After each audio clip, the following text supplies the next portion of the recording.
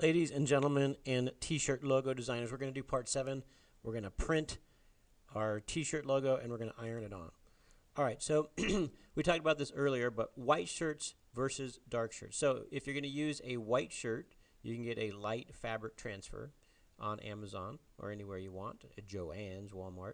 If you're going to use anything other than a white shirt, a light gray shirt, a black shirt, a blue shirt, those are considered dark shirts. You need a dark fabric transfer, okay? And we're going to talk about the specifics of how to use those. Okay, so for a black shirt, so use a dark t-shirt transfer, you're basically printing on a white sticker.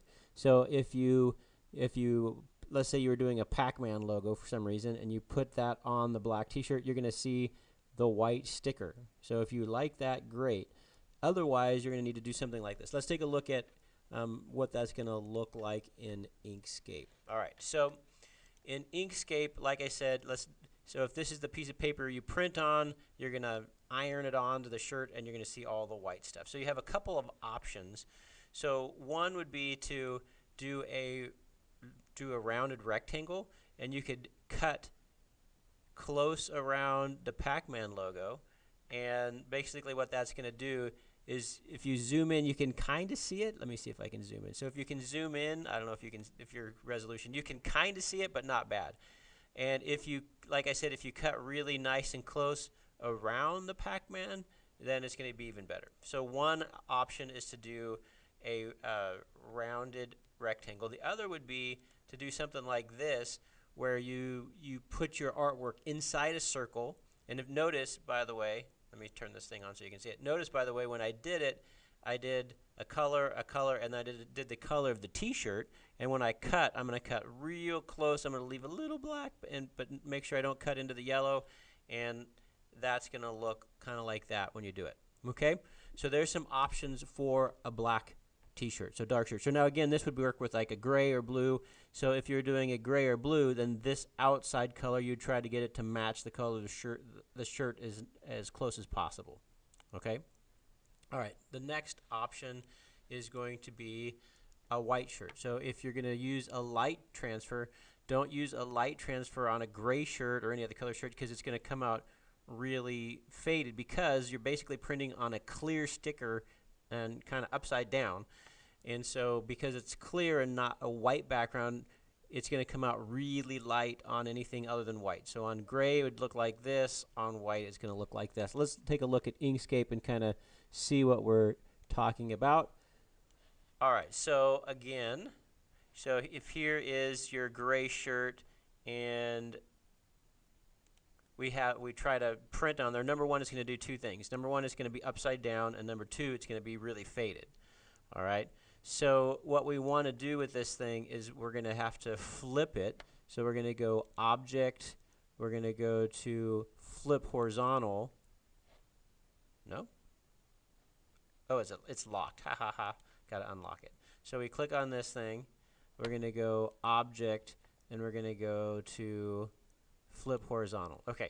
And so basically when you make it, it's actually going to be backwards. So Object, let's go Flip Horizontal. So when you design your artwork for a light transfer, it's going to be backwards like this. Okay? And then when you flip it over and iron it on, it's going to be correct. Okay? All right. So but anyway, so the idea here is, number one, make sure you don't do a light transfer on a colored shirt, and then the other thing is you have to flip it. So let's take a look at this. So what you want it to do is you're going to have it like this, and so when you put it on a white shirt, you're actually it's going to be the correct way. So Object, Flip Horizontal. Okay, well, it's not working because I have it locked again.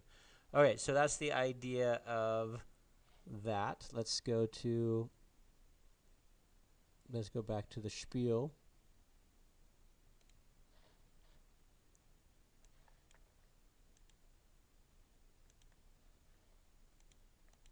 Okay, so there's a three-step process when you're doing the shirts. Okay, number one, get your t-shirt transfers and read the instructions. Every set of transfers has different instructions, so you have to read it. I'm giving you kind of some basics that may be correct. They may not be correct, so you have to read. So different for light and dark for sure. So the light fabrics, you have to reflect anything that has text, especially because it's gonna come out backwards if you don't. So you have to use an inkjet printer. You can't use a laser jet printer because a laser jet uses lasers, which are hot. It uses heat to do it, and if you stick a heat transfer into a laser printer, it's going to melt it inside the printer. I've done it before, so you don't want to do it.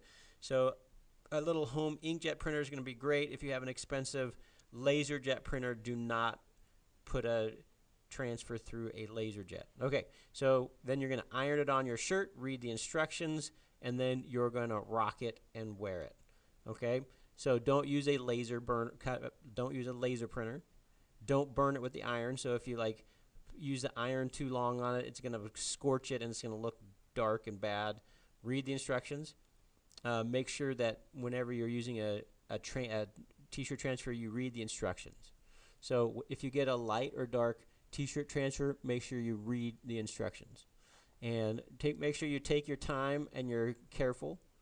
So don't rush it. You spend a lot of time on this logo. Don't rush it.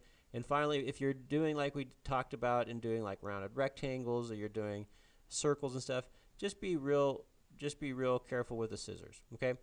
And then I'm going to do part 7B next, where I'm actually going to film myself ironing it on and kind of showing you what it looks like in real life.